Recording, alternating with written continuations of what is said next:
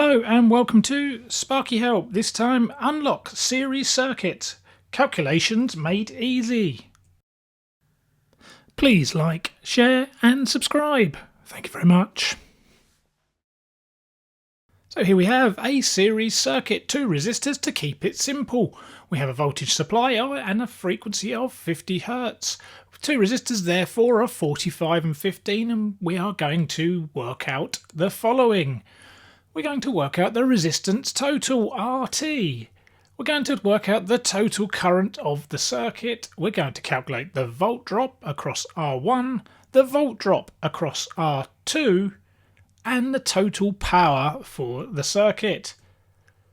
Let's start then with RT. This is resistors in series, and the formula is add them all up.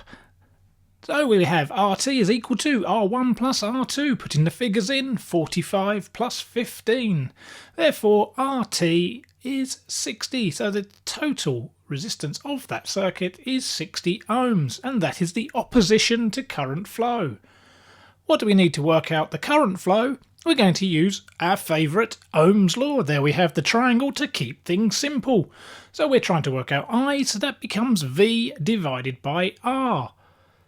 But not just any R, because there are now 3 R's we have, and because it's the total current, we need RT and VS. So it's 230 divided by 60, and that gives us a current of 3.83. Being a series circuit, this current will be constant around the circuit. What flows out must come back, and it will pass through both resistors.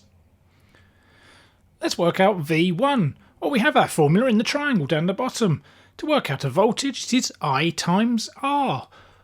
Well, to work out V1 then, it is I, because it has to be the current passing through that resistor times the resistance of that resistor, so I times R1.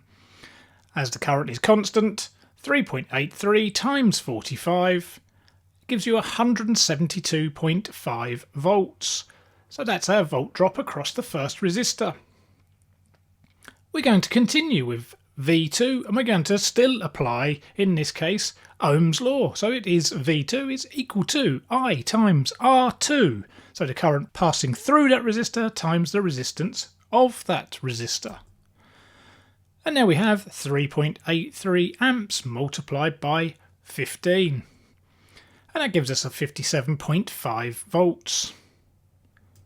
Those two voltages should add up to 230. Total power in watts. Well, for this formula there are 3 formulas that we could have used. I'm going to use P equals V times I.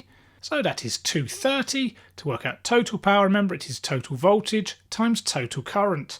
So 230 times 3.83 gives us 880.9 watts. So I hope this has been helpful. This is Sparky Help. Thank you very much.